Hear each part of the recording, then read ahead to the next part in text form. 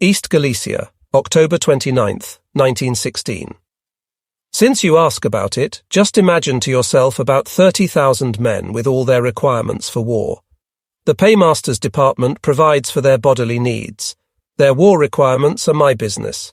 Indents come in for rifles, field glasses, tools, horses, wagons, men, printed instructions, snow spectacles, horseshoes, machine guns, guns, anything in fact that the army needs, and each of these requirements has to be obtained from somewhere else, waited for, now hurried up, now sent back again, until at last it reaches the troops in some given spot.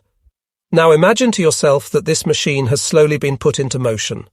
All of a sudden you are told that the wheels have got to run backwards, or that everything has got to stop and be set working again in another direction, that the drafts have not got to be started on their way in vain from all parts of Germany, that the guns have no longer got to roll up here where they are no longer wanted, but somewhere quite different, which hasn't yet been decided upon. Yet in spite of all this, everything has got to reach its appointed unit. November 2nd, 1916. The division is being moved to the Western Front. It is an enormous load to move. It's my business to keep it going and to push on from behind. Nothing must be left behind. Not a wagon, not a horse, not a man may one leave to one's successors. However, to get the great load away bit by bit is only possible provided the big new load which is coming to take our place arrives punctually and without hitch. I am taking our transport with us. I refuse to leave them behind unless I get definite orders. So the pannier drivers on their seats have got to come too. Transport is always a useful thing. Perhaps I shall be allowed to keep it. Then, when we get to the Western Front, where transport will be waiting for us, we shall be doubly efficient. Every now and then I strike a battery, a transport column, a squadron, or a hospital off my list. That means that the relief from the new division has arrived and taken over its position, thus setting the unit free. We have only a few small railway stations at our disposal, both for arrivals and departures, and some of them are several days' march away. The movements go on day and night, but even so it is very slow work. All my messmates are already gone. I have no one, not even subordinates, to help me. I have been left behind and have to be patient. Moreover, it behooves me to be very wide awake, since the newcomers immediately regard everything which they find as their own property. They want to stick to wagons, horses, machine guns, and here and there a man, for some duty or another. They even try to steal whole companies. So I arm myself partly with amiability and partly with guile, but invariably with refusals. To November 12th, 1916. Somewhere the other side of Sedan 1 breakfasted in a very French-looking landscape off the drumstick of a Galician goose and a slice of French ham. The night's journey was a good one. I woke up at the right time, apparently not very far away from you, and found myself in good form since I was hungry. You kept me company in my thoughts as I ate my goose and ham, and it struck me as rather mean that you should have nothing while I was enjoying my breakfast. I thanked you for your company and for the meal, and then got out at whence the familiar little Galician cart brought me here in a quarter of an hour along a smooth high road, an incredible sight after the streaks of mud in Galicia. This is a little chateau which looks out over the valley of the Meuse, where the river shows indistinctly through the mist. The landscape is much smaller than in Galicia. Homesteads, the railway, the river with its windings, the hills with their cultivation, the broad strips of the road from place to place, all seem to pull it more together. The quarters are so-so, the chateau not up to much.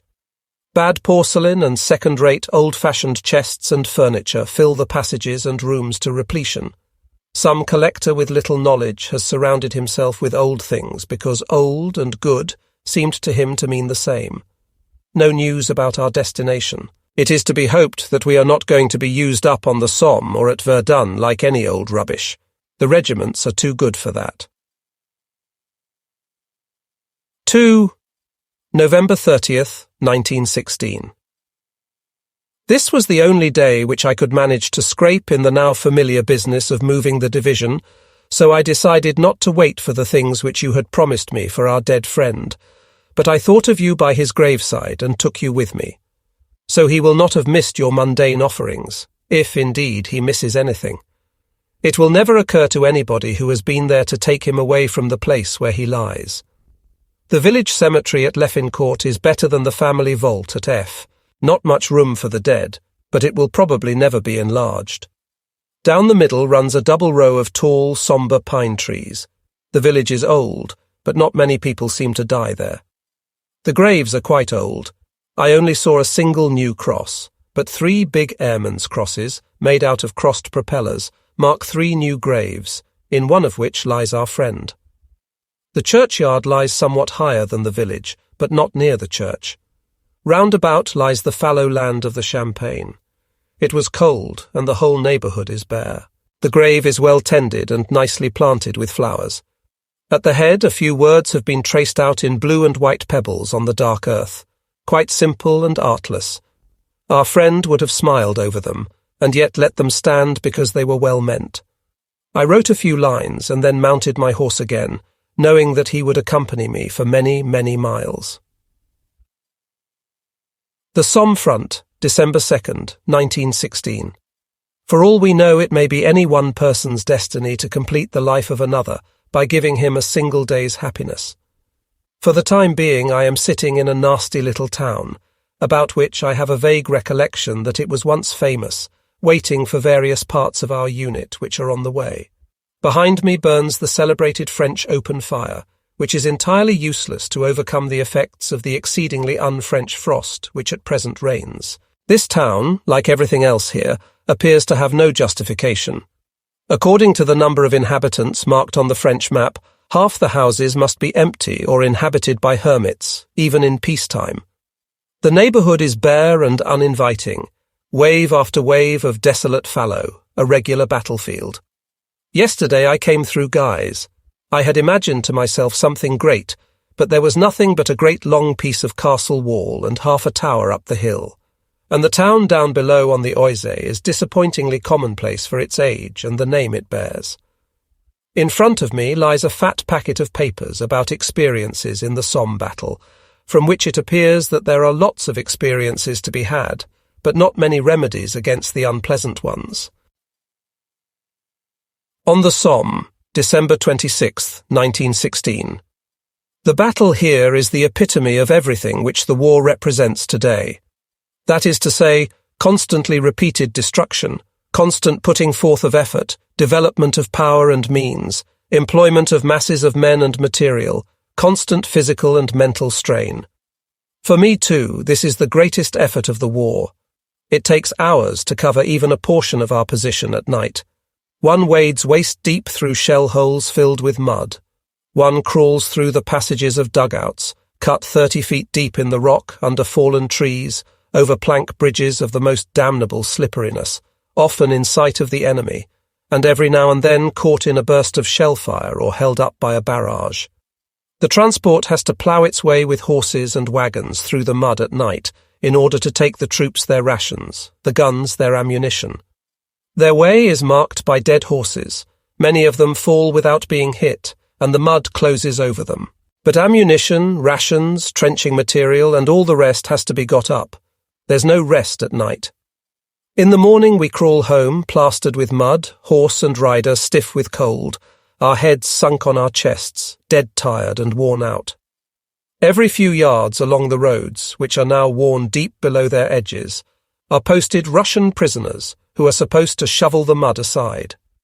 Day after day they stand helpless, for, however much they shovel, the mud bath never grows less. December 28, 1916. I have certainly acquired a bad opinion of the human race after seeing the calamities and abuses into which it has allowed itself to be involved during these last years. But I must admit I have recently been seized with an extraordinary pity for it. These poor blind victims, these fools, without even simplicity in their folly. Every now and then I find myself driven to brood apart over these things, like Moses on the mountaintop. The terrible thing about it is that one should be forced into this sort of train of thought. January 8th, 1917. The country in front of Saint-Pierre-Vaste Wood is a place of horror. I was out there one of the last nights. For days and weeks the earth there has been churned up again and again to its very depths. Dead men and animals, arms and equipment, are tossed about in the mud and slime, splashed up on high, pounded down into the earth again thrown up and torn into pieces, until they are things without form or shape. Whole batteries of guns with their crews are inextricably kneaded together in the crucible of their gigantic foundry.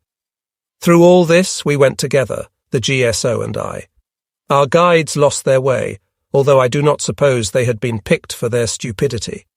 The few forward posts in the outlying shell holes did not notice us. There was no barbed wire to separate friend from foe. All of a sudden we were in no man's land, and quite close to our right English voices reached us out of a shell hole. Fortunately, the enemy's flares showed us our way.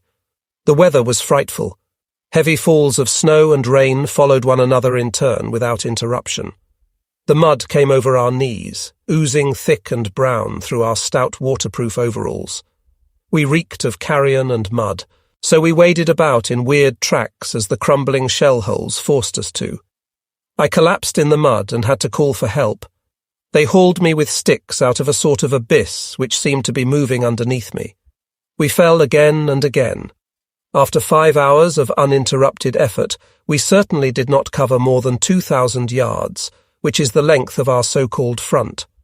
We know now that there is nothing out in front, that the blue line which marked the position on the maps which we took over from the outgoing troops is mere nonsense. There is no line out there. There are not and never have been proper posts, dugouts, etc. Not even the usual barbed wire. Only people who had never been out in front could ever have believed that, but nobody was out there before. The men, yes, they got simply sent up. No 10 company will furnish so many men to man the front line. Off they went with rations for 24 hours. Naturally, they did not get far. It was too cold. The next night others came to relieve them. But I do not suppose that responsible officers were ever with them. At any rate, not in recent weeks. Then someone drew a blue line on the map and reported, "The position is firmly in our hands."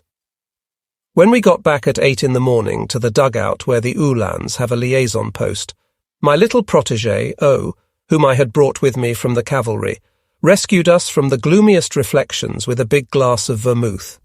I had already written, "We are defeated all along the line, here." But at that point, to the west of Saint-Pierre-Vaste Wood, the situation is absolutely hopeless.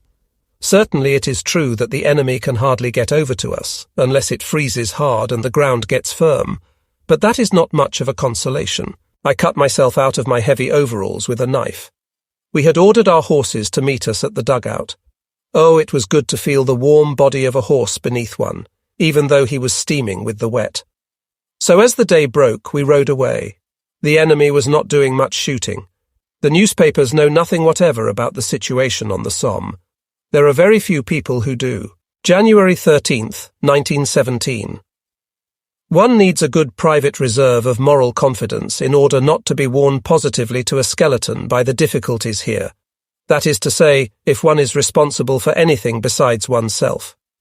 All my work for the last 3 weeks has just been wasted, thanks for a crop of new movements. We have been sent 2 regiments of which we know absolutely nothing, and have had to give up 2 of our old ones. The new ones are not equipped for this front, so everything that they need has to be procured afresh by dint of much battling, begging and beseeching, and always in face of opposition, which is presumably due to the shortage of material. Once again the ground is cut away from under our feet. A good horse will always pull at the traces, but when he has pulled the same, load many times, he comes after a time to pull less willingly. January 20th, 1917. The first ADC is on leave, and I am looking after his duties along with my own, which are growing bigger than ever, thanks to fresh movements, changes and formations. So there is plenty to do. I am glad I am not divisional ADC. His labours are concerned with nothing but decorations, furlough, the posting of officers. In fact, all the real office work, all this in a lump par. Never to do anything but read how marvellously deserving someone or other is of the Order of Prince Tomedy with swords, or of the Special War Cross of Honour of some potty little state, all this supported by thousands of testimonials, sketch maps, extracts from reports, etc. which might just as well have served to support anything else that's no business for me. All this begging and badgering and bootlicking and sly wangling that they go in for, really, it is enough to make you sick. The work which has to be spent on it alone is a sin against the man who has to do it.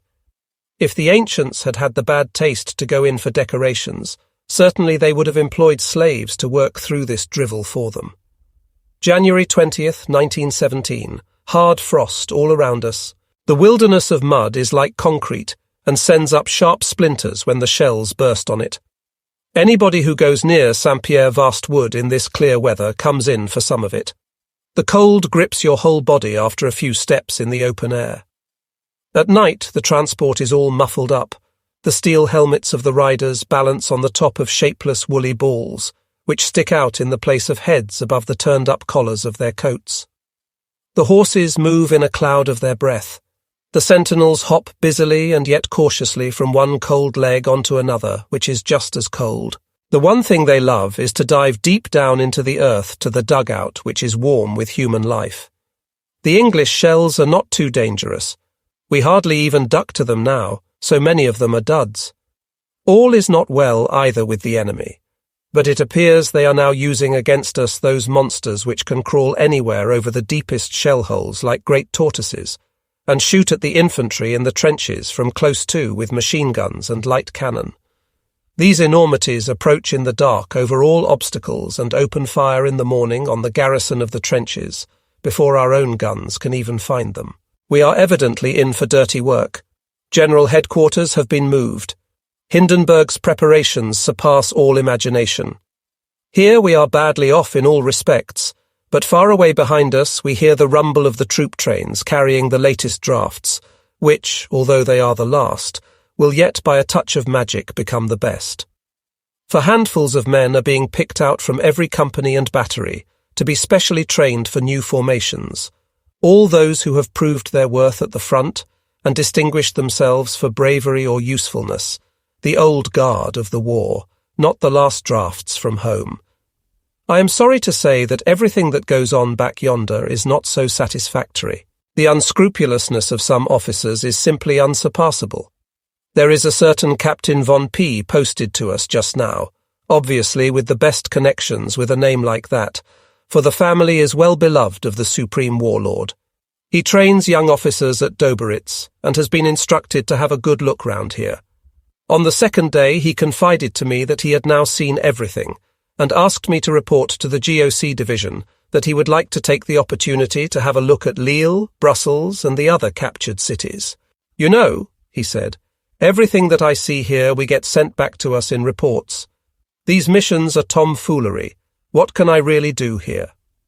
The one and only time that he was sent near a shelled area, he turned back, remarking that he was not sent here to get killed, and suddenly discovered an old leg trouble which prevented him from walking. Bets are being freely offered here that, thanks to the yarns which he will spin and his high connections, he will get the Iron Cross for this great deed in 4 weeks from now, but there are no takers. The officers trained by such duds as he come out to the front just as conceited, superficial and pretentious.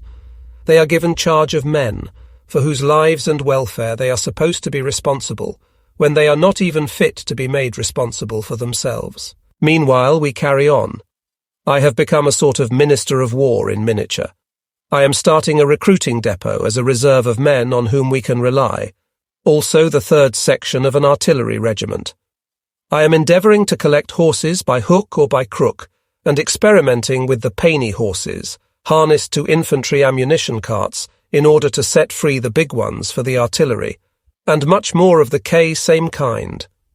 Of course, this is all the result of orders from above, but something depends too on how the job is done, to end of January 1917.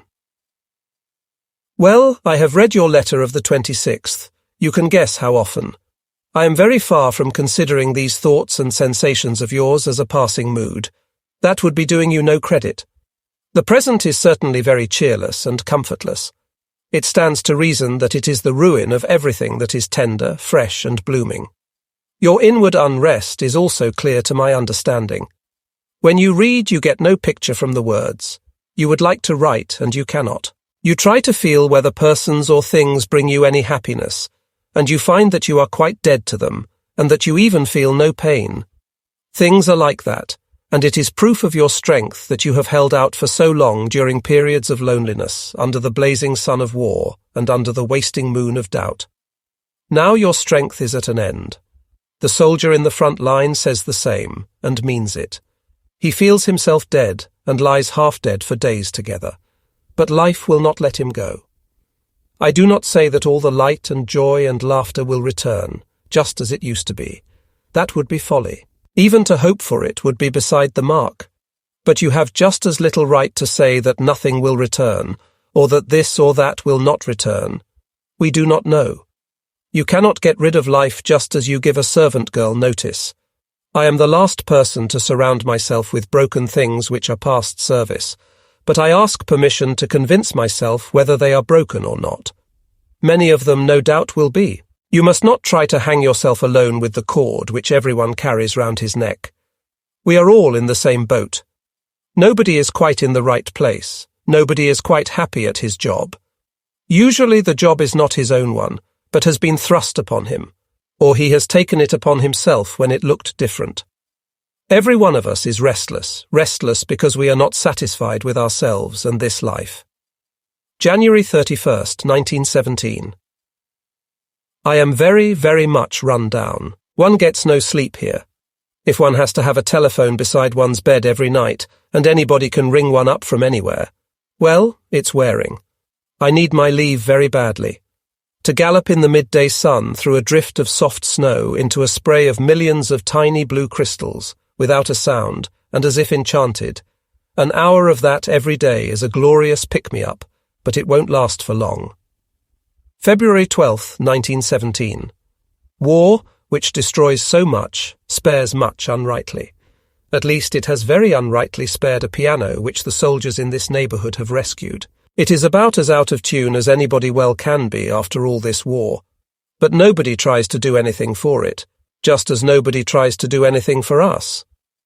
Every now and then comes Suzanne Durieux, who washes the basins for the hospital in the church and plays the same piece, half dance tune, half lullaby, with every time the same stops and mistakes, in the same meaningless, dreary way. I do not know whether it gives her any pleasure, but in spite of all the atrocities which she commits on the war-forgotten piano, I do not chase her away.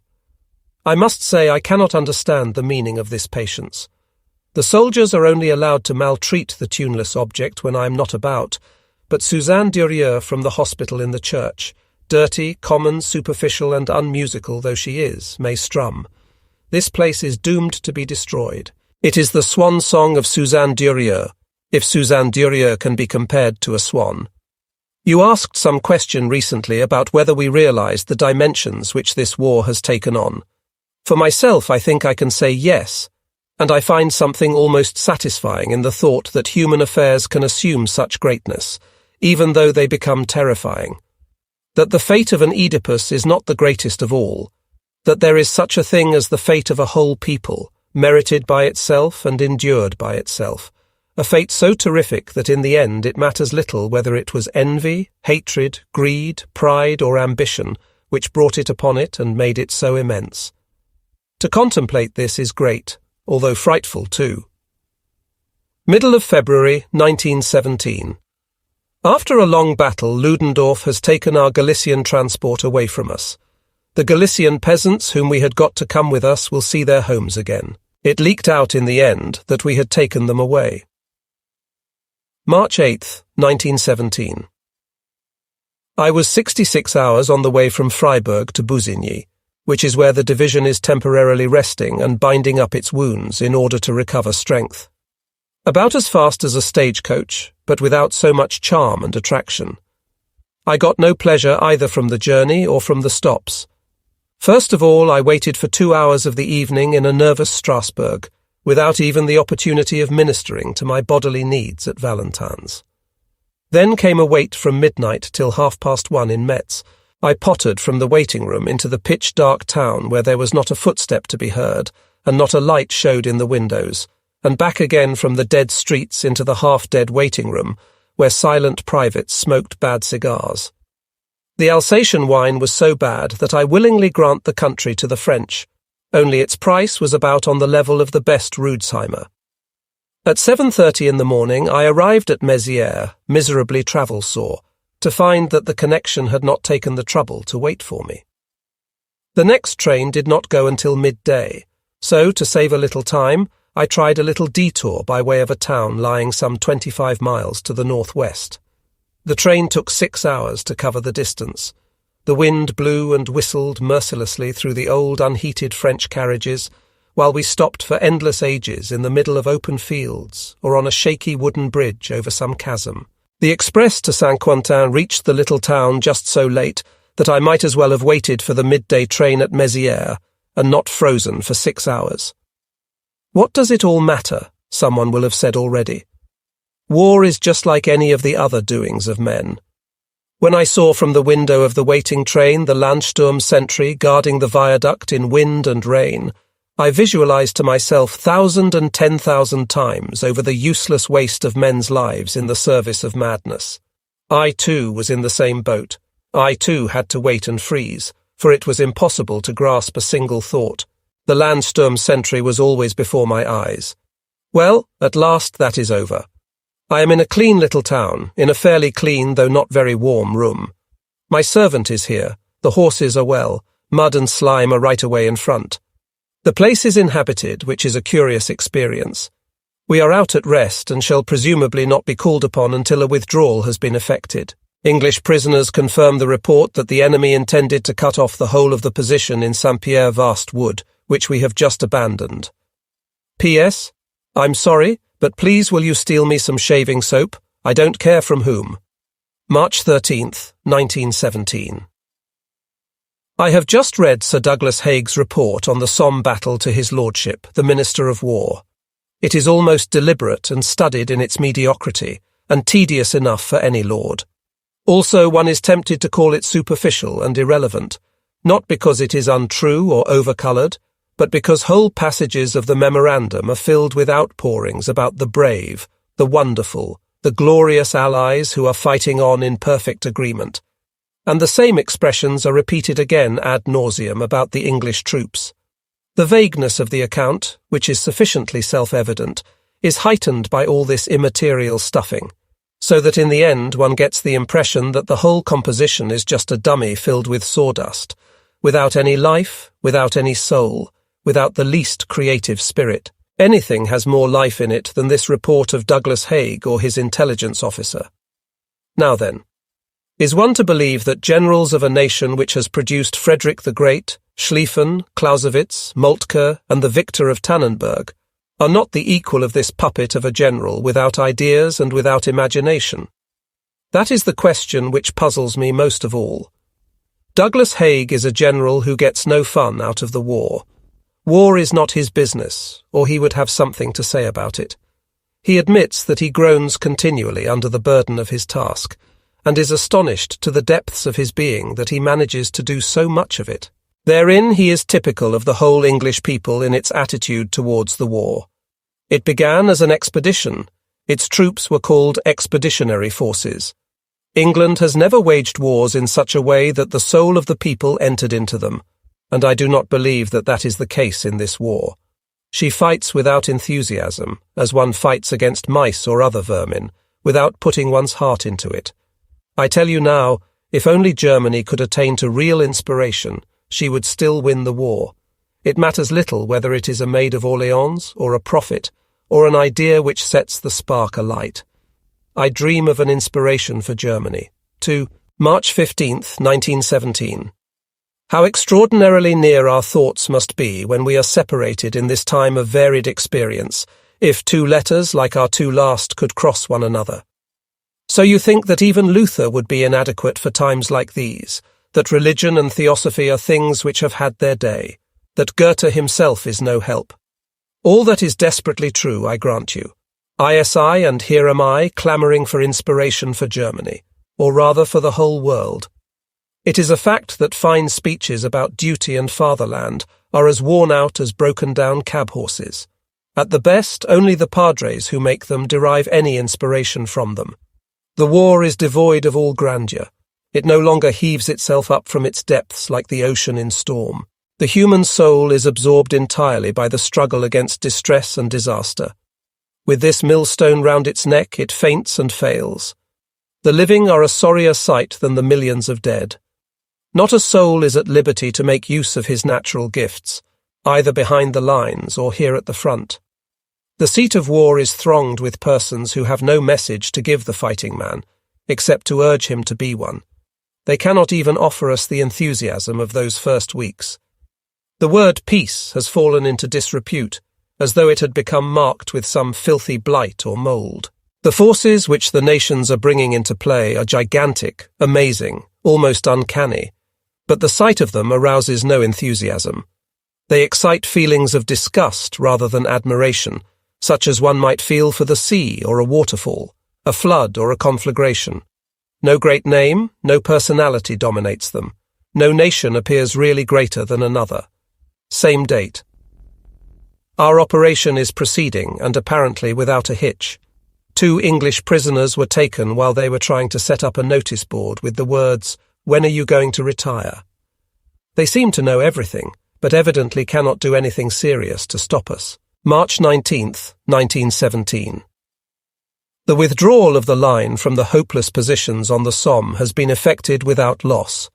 A fearful zone of deliberately devastated territory has been left as a barrier between us and the enemy. The expulsion of the inhabitants from their little towns and villages was a heart-rending business, more ghastly than murder. The thought that their houses and homes, with all that they had tended through a lifetime, were to be destroyed, drove many of them out of their wits. The priest of the little place where I was billeted had a stroke at the news.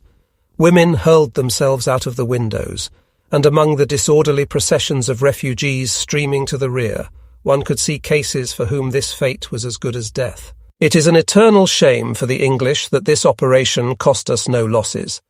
It was a safe calculation to assume that the immensity of the facts would leave Sir Douglas Haig entirely without inspiration. For 4 days and 4 nights the troops were passing through our village.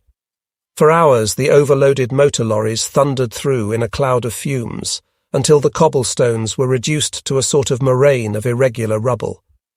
A retreat is a fearfully costly business. That no lives were lost this time is really great. What does this Russian Revolution mean? I take it that the Tsar has driven so deep into the mud that even a new driver will take some time to get out again. It is extraordinary how long a nation will allow itself to be misgoverned. March 27th, 1917. I awoke out of an amazing dream this morning. I dreamed that it was night and that the sky was lit with stars, stars such as had never shone before. The whole heaven, far and near, was filled with the most beautiful star patterns, the tracery of which shimmered and sparkled throughout its whole extent. Right over the town, or rather over the whole country, there was a brilliant 8-pointed cross of stars, in which, however, the severe form of the cross did not make itself unpleasantly noticeable, for round each star were lots of golden rings which touched and intersected the rings of the next ones in a criss-cross maze of fine lines of fire, so that the whole sky seemed to be vibrating at the same time. The stars were set in wreaths and rings, and all simultaneously sent out rays. Where the rays met, they produced a sort of golden wave, like the wave effect an old master would have painted if he had seen the sight. Everybody went out of the town to admire the heavenly illumination. Nobody stayed at home. They all lay down at the forest's edge, and far and wide over the hills on white couches which lay ready spread. Everybody gazed aloft in silence, and so fell asleep. You were with me, and you lay in my arms. Not far from us were my father and my brother, with his charming wife and 4 charming children. We all went to sleep and woke again at dawn, when the stars in the sky slowly and solemnly dissolved into a golden haze. Thereupon we all went back into the town together, and everybody began to celebrate and rejoice when I awoke. Now just tell me where a dream like that comes from, at this time, above all, when we've small cause to be cheerful. I tell myself that it proves that human beings have the power within them to get the better of these times, and that it is wrong not to rely on that power just because we cannot summon it at will. March 30th, 1917. I am lying sick with a cold all over my head, if you can say that. I do not want to go into hospital because it is not so easy to get out again, so I am fighting it down here, although it is not a very safe thing to do when one's ear passages are inflamed and one has pains in the head. The pink walls of the room which I have to put up with make me feel sick and wretched. You can imagine how pleasant it was when about 12 o'clock last night, Big R slipped quite quietly into my room with a bottle of wine under his arm and a sort of taken-for-granted look on his face. The bottle looked very small beside his 6 feet of length. He sat down beside my bed and we sipped a few glasses of the blessed year 1911.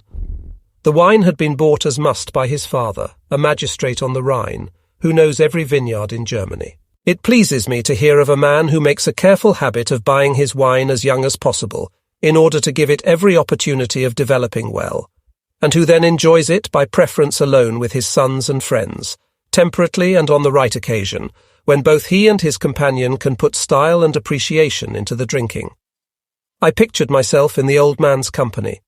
I felt how this wine suited him, noble, clean and well-tended, nothing extravagant about it, a gentlemanly, personable wine with a distinction of its own, full of worth and yet not pretentious, full of taste and yet original. To my mind, the manner of the old gentleman represents a bit of what I call culture, and that does me good. Old R said that he had wanted to drink up the bottle with me because the others understood nothing about it, but I suppose what he really meant was that the others would not only have made nothing of the wine, but above all, nothing of its history and how it had grown to greatness in his father's house. There he was probably right. As we drank, we talked for a good hour about wine and wine-buying on the Rhine, and of how it used to be done differently, about gold cigarette cases, about lettres, and about horses and men. What pleased me most, however, was that he should have taken pleasure not only in the drinking, but in the circumstances of the drinking, which he certainly did, although he only dimly understood why. March 31st, 1917. I have already written about the result of the withdrawal of the Somme army to the Siegfried Line. Although we can flatter ourselves on the helplessness of the English, our own becomes now unpleasantly apparent. Our troops have had no successes. Everybody wanted to get away as quick as possible. They were not going to risk fighting. In Saint-Pierre-Vaste-Wood, according to the latest reports, there seems to have been a sort of tacit understanding between our people and the Scottish. Set no traps for us, and we'll let you out. Although our troops knew the ground, no prisoners were taken. It was thought that there would be plenty. Once again, as formerly in Flanders, we should have had a cavalry brigade on our flank. When it arrived, it was much too late. The English had cavalry on the spot at once, and the day before yesterday our GOC and one of the ADCs nearly rode into them and got captured. Unfortunately, I was not there. The English speak of an enthusiastic reception by the inhabitants, but that only means about 20,000 old women and cripples who had been left concentrated at 1 or 2 points. All the rest of the inhabitants, who were transportable and whose services might have been useful to the enemy on the spot, were evacuated. So the shouts of joy must have been on rather a cracked note, and there cannot have been many fair maidens to welcome the victors. In the meantime, there is no sign of the end.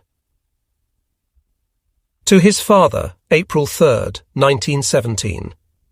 Easter letters ought to talk about resurrection, unless they happen to be written to children, in which case Easter eggs may be mentioned. But this year it is harder to do so than usual. There is nothing to be resurrected, even if one looks for help to the spring, which usually keeps loyal tryst each year. Even the spring lies still in the grave, like the dead of the war. As to gods, there's nothing doing. There is just as little resurrection in the human body and soul, and it is now about 2 years since the first primitive enthusiasm engendered by the war passed away.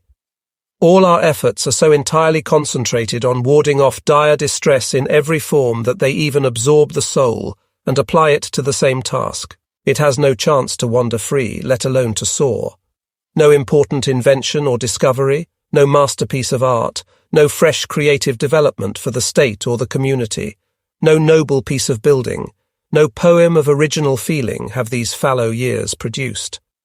No man in the whole of Europe has been able to do what he might have done had his powers had free play. except for perhaps 20 or 30 for whom war is so completely their profession that they can stand it as a permanent condition of affairs, or when it comes to be a struggle for life. Even the regular officer sickens of war and yearns for his great or little resurrection, each according to his measure. Of the troops themselves I do not speak. They do their best in war as they did in peace, and their qualities find employment. But the other qualities, the highest of all, lie idle. Under the morbid conditions governing the human mind, no Helmholtz today can invent an ophthalmoscope. No Dalton can discover the laws governing all chemical elements. No Messel can design a building like Wertheim's. No Goethe can write lines like Über allen Gipfeln. Can there be men who look out from their observatories with a telescope into the limitless space to search for new stars, unoppressed by the war? Can there be musicians who explore the harmonies? It does not seem so. No one knows of any. Although this loss may only be a lucrum sessens, it strikes me as more overpowering than anything else, or rather more depressing, because it is quite immeasurable. The loss in crops, in trade, even in human lives, can be made up with the years. It can be calculated and provided against. The drying up of the souls of all the nations is a much greater thing, and the season for the fruit which might have been beyond the ordinary may perhaps never come again, because the tree which might have borne it will not be at its full strength when peace comes. A man who has any feeling for these and other such things cannot easily find the right frame of mind for Easter.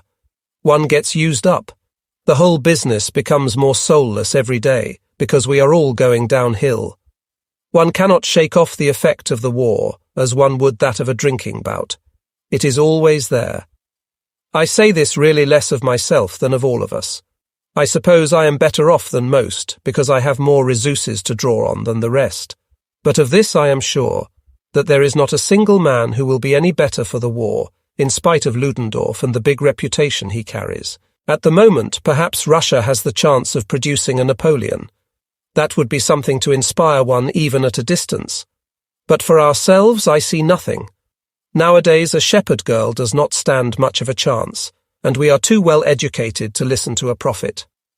Founders of a new religion are not easy to find, and we should have to crucify them first. That means we shall have to wait years. I think you would be interested in the situation on this front, as it is left by the withdrawal of an army in action. The operation itself went off quite without incident, and the object has certainly been attained. The English will leave us in peace here, and this section will be marked quiet. Hindenburg has now got about 33 divisions to spare, so far as one can tell, partly through this business and partly by creating new formations. I am now anxious to see whether he will succeed in employing them on a uniform plan. Anyway, this figure is remarkable when you come to think that at the worst period of the Somme battle, the whole First Army Reserve was reduced to 1 battalion. April 5th, 1917. Easter week. Our list of dead grows longer, and yet is there not something unearthly in the bare idea of resurrection? Think how those people must have felt on their Easter morning's walk, when the women went out with the couple of men, hesitating before the rite which they had to perform, to roll away the stone from the grave, and realized that the resurrection had happened.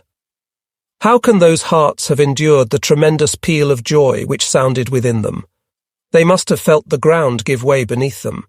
The world in its revolutions, the stars in their courses, the ever-rolling ages must have seemed vanquished before them, for they knew that the resurrection had taken place. Moretz, April 8th, 1917. His Excellency the General is celebrating his birthday. With the help of a regimental band, a dull speech by the GSO. 1. The last available bad champagne, and a dinner menu somewhat beyond the ordinary, we are supposed to get ourselves into the right mood.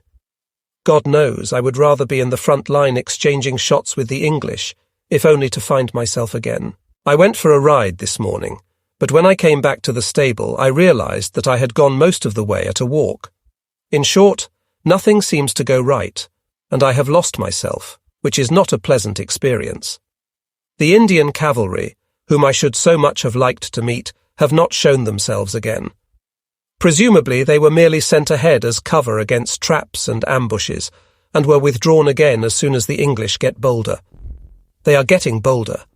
Their aeroplanes fly quite low over our lines, searching trenches and tracks with machine gun fire.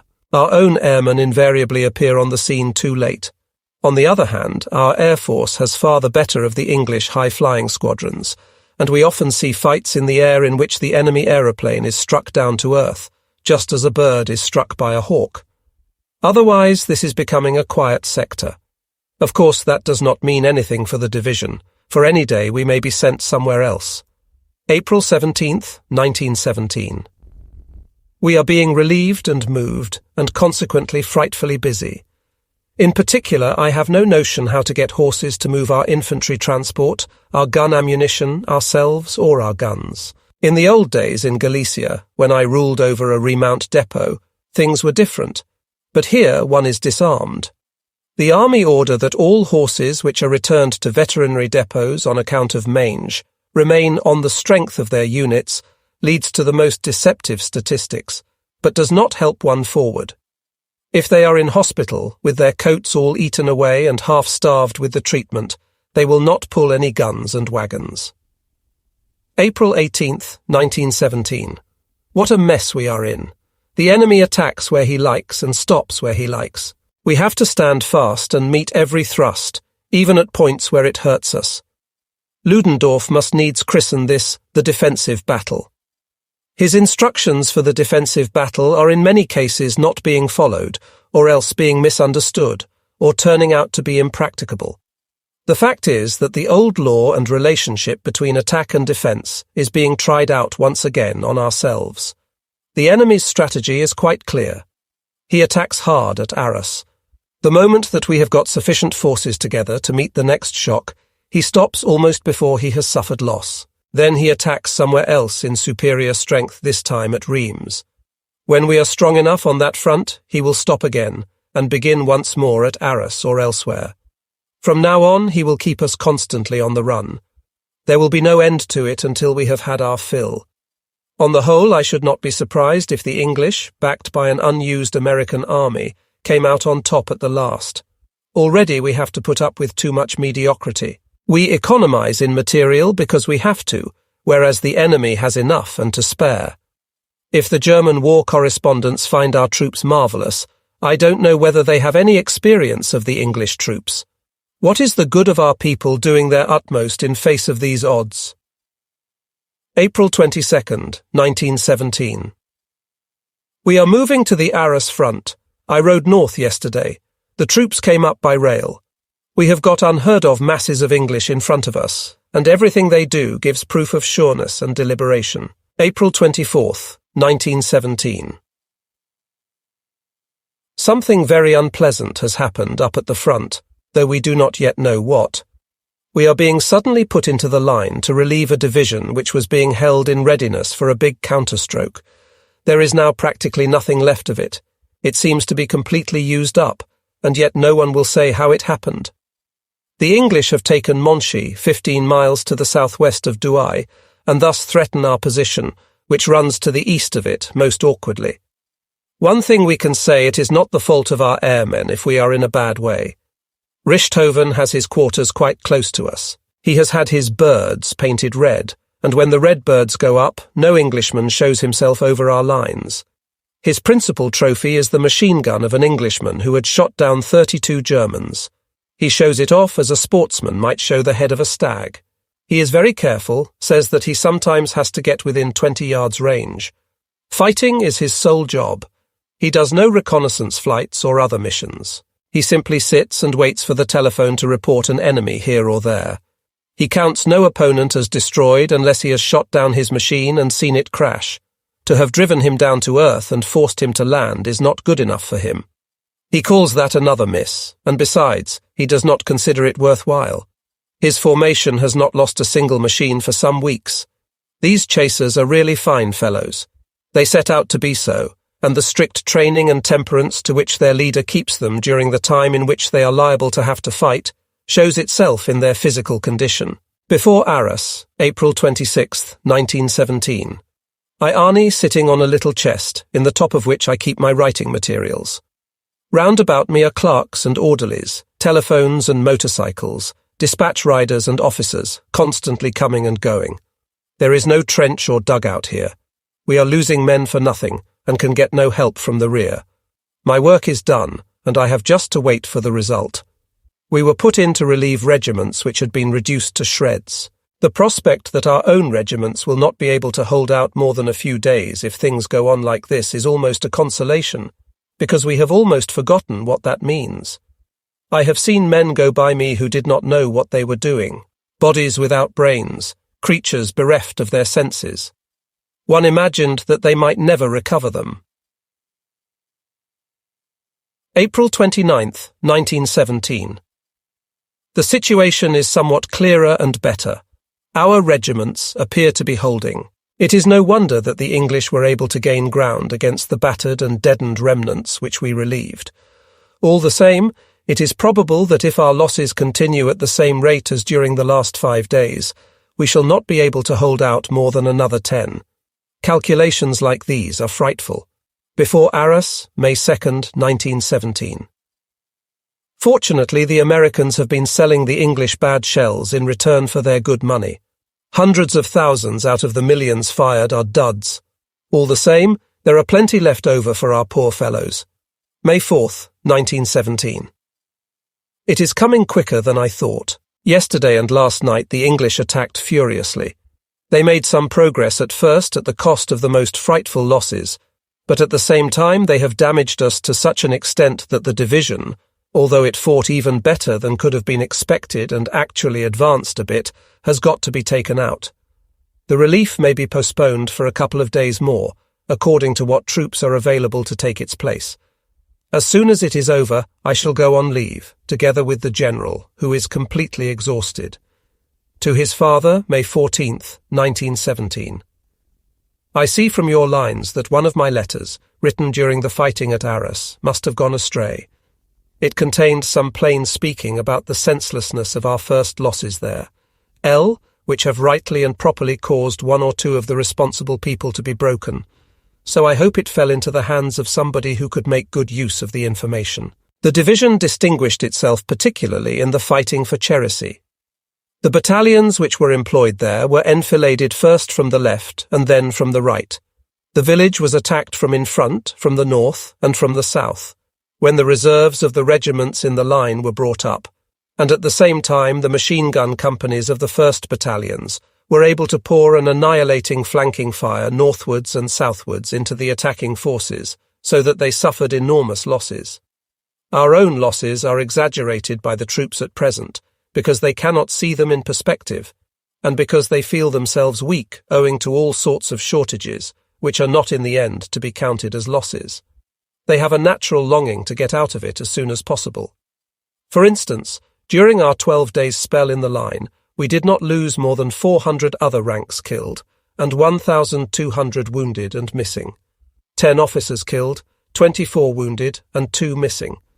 This period included 3 heavy days fighting, of which the bloodiest lasted 36 hours. Personally, I had a great deal of luck at Arras. One time my duties in the line fell on a quiet day. Another time the shooting was fairly sparse. A third day there was a heavy drum fire down on the sector which I had to visit, but I was able to wait in safety on the fringe until it was over. For the time being we are quartered behind the Second Army, employed in ironing out our creases, but the troops will not get thoroughly fresh again until they are put to quite different work in which they can take some pleasure. Same date. The much-advertised U-boat war does not seem to be troubling the English much. The reports speak of thousands of tons of shipping sunk every day, but they seldom say what the tonnage represents. I should say nothing. It is evident that among all these millions there are not more than a few thousand tons of grain, and they have not got a single troop transport yet. Poor Michael does not realize that. Obviously they know how to protect their grain ships and transports. Somme area, May 29th, 1917. The English in front of us are troubling us less than the English over our heads. For the time being, they are very much at home up there. There is no Richthofen or Bulker to attack them, so squadrons of 20 to 30 machines pay us the compliment of appearing every day punctually at the same time. There is a great crash of falling bombs, which burst unpleasantly flat and wide, and a thudding cannonade from the anti-aircraft guns, which have never brought down a machine yet, so far as I have been able to see. All the same, they have the advantage of keeping the enemy machine guns and bombs at a reasonable distance. The English are separated from us by the wilderness which we created in our retreat. They have very little except artillery in action forward. Our own trenches are kept practically empty, and the dugouts are very well planned. All the same, the English are so well informed through air photographs of the position of our batteries that they are liable to knock one of our guns to bits at any moment. On the whole, however, they are moderately well behaved. They have nothing but dismounted cavalry in their front lines. The infantry are digging trenches at a considerable distance to the rear. They are blowing St. Quentin to bits at long range, but it will be some time before it is reduced to the sort of uniform rubbish heap which is of no use to anybody. The comparative quiet roundabout does not extend to me.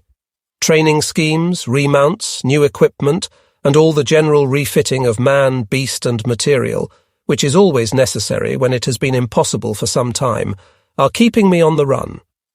Tomorrow I have to inspect 400 horses, the day after tomorrow 500 men, the next day more horses, if indeed what one has to inspect can be called men and horses. My tours and excursions are not particularly encouraging. Recently one of them took me to Beaurevoir, a village which has been beautified by having the trenches of our second line cut clean through the middle of it. I hope that one day the monument to Joan of Arc will find a grave in one of them. It is at least as hideous as the average German war memorial with a full-bosomed Germania on its pedestal. The lady owns a statue in Beaurevoir because she was once a prisoner of the Count of Luxembourg in one of its cellars. Naturally, the inhabitants had a whole library about her in the mairie. Now it is only read by a few scoffers, while the other relics of the made a bit of chainmail, an iron spur, and the remnant of a scarf lie about neglected. Anyone who wanted to make a business of such things could easily annex the spur of the maid, the little bit of mail, and the shred of her scarf. But such things cause me no amusement, unless they are completely left to their fate.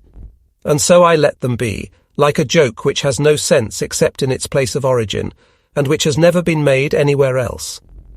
All the same, as I rode back to my quarters, I ruminated sadly, as so often before, over the things by which human faith and superstition are sustained. May 31st, 1917.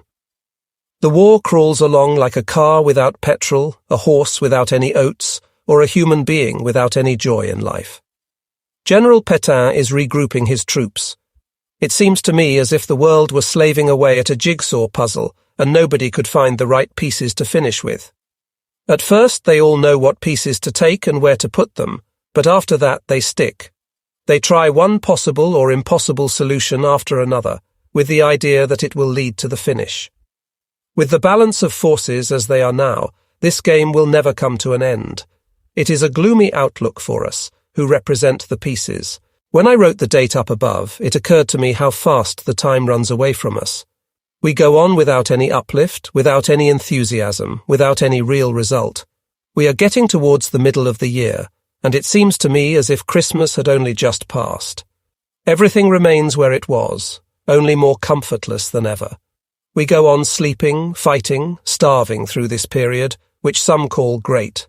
Nothing counts. Each man has to help himself by himself from day to day and from night to night. It is about as dreary as papering and furnishing one's own prison cell.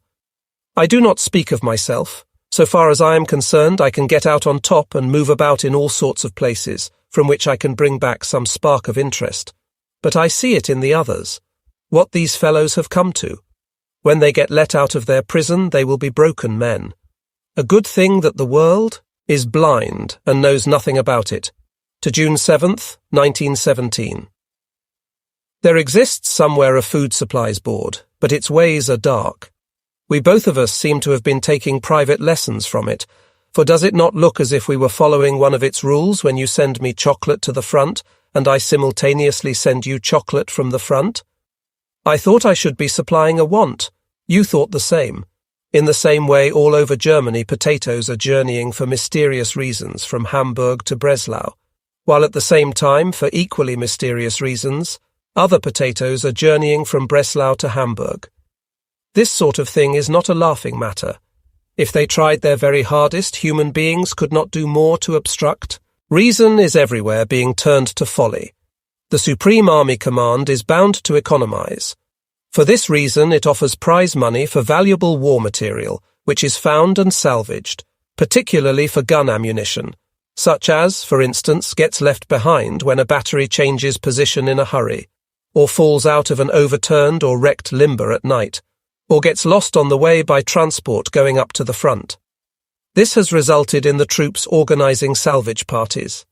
And now this is what happens: the salvage parties steal the gun ammunition from the forward positions for the sake of the prize money.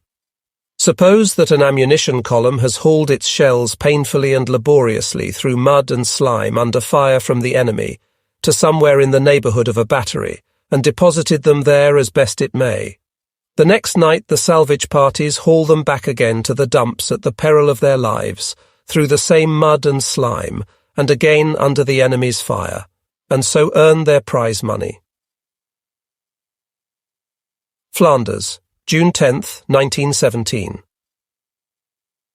Once again I am quartered in the same dead-alive town, strangely and unnaturally waked to life by the war, in which I got my first impressions of this country. Perhaps I shall end the war here, where I began it. The town has become poorer, the old curiosity shops have been bought out, and are now filled again with things that are old indeed, but bad, for at all times people made both good stuff and bad stuff. The food supplies are scarce and dear, but even so, much more plentiful than at home.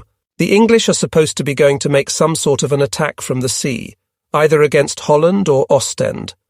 Our divisions were originally intended for an attack on the ill-fated Wytschaete salient, now only a vain dream. There once again we made the terrible mistake of collecting too many troops in space, which was threatened from both sides, without letting them attack at the right time. The English launched their offensive at the two extremes of the salient, leaving the point untouched. They were successful on both sides, and cut off everything which was gripped between the two claws.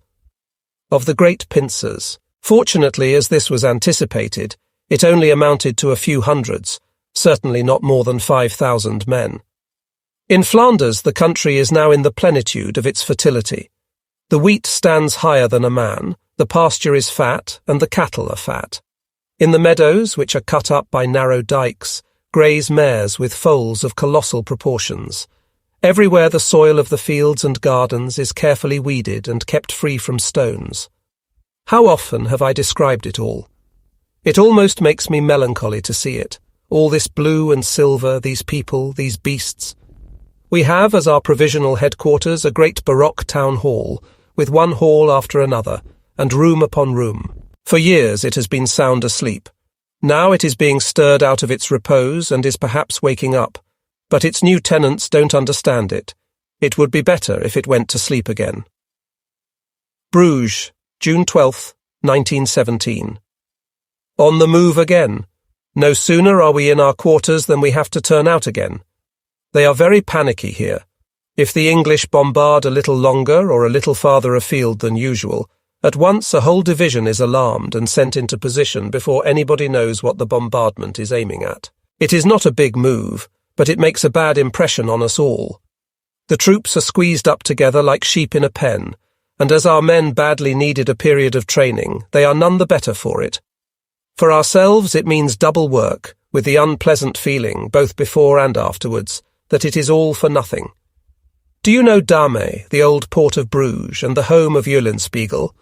There is really nothing particular to see there except a calm, complete sort of harmony, which spreads over all. There is a tower which seems magnificent because it is a real tower, a town hall which is dignified and imposing, a few warehouses and some low fishermen's huts and sailors' taverns. It is all so genuine, so entirely unspoilt by any foreign influence, so entirely independent on its own ground, that it is refreshing to see, although it is really dead. For though it belongs to the past, it has kept its countenance. Bruges, beginning of June 1917.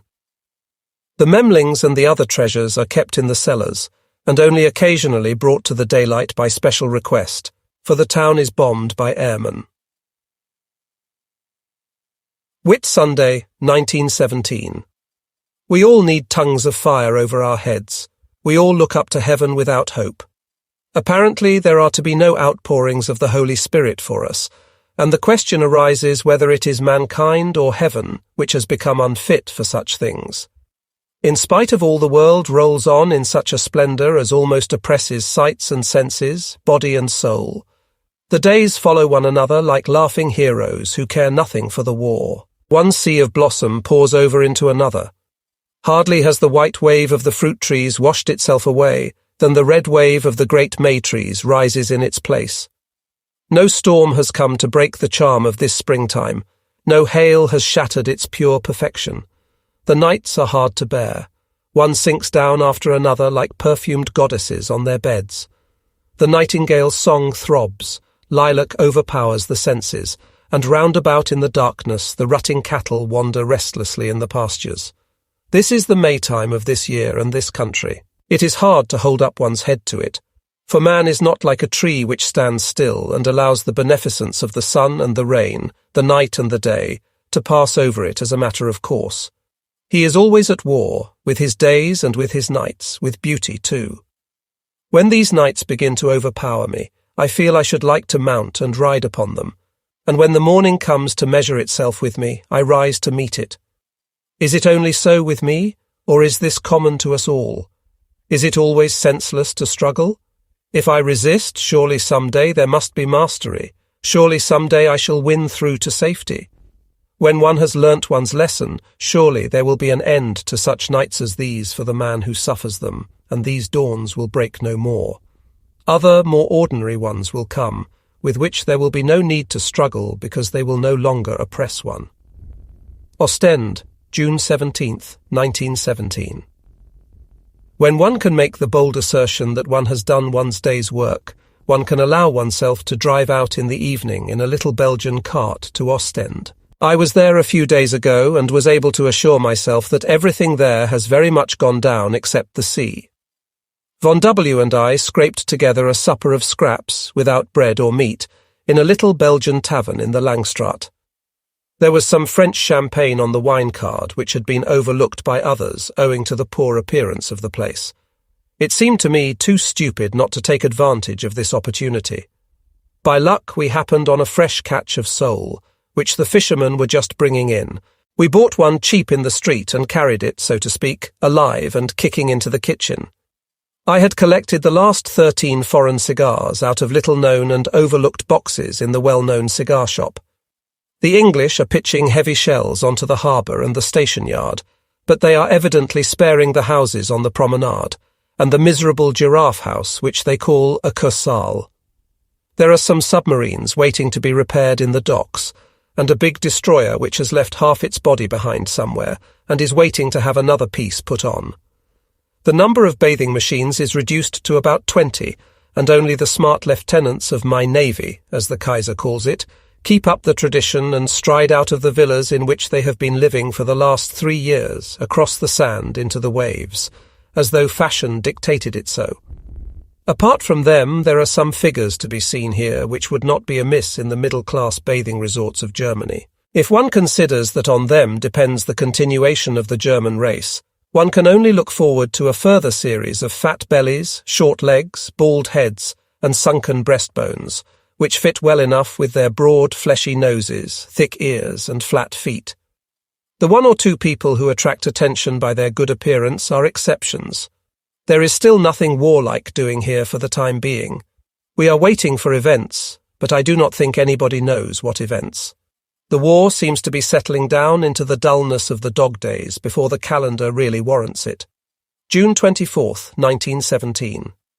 This is supposed to be the lull before the storm which is to break upon us simultaneously from land and sea. It has produced unexpected work and exertion, since greater preparations than ever are being made to receive the English when they come. Recently I went with my general to reconnoitre the positions of the Marine Brigade. They are in the dunes, right in front of Nieuport, and just to the south of Lambertside. I must say they don't inspire much confidence.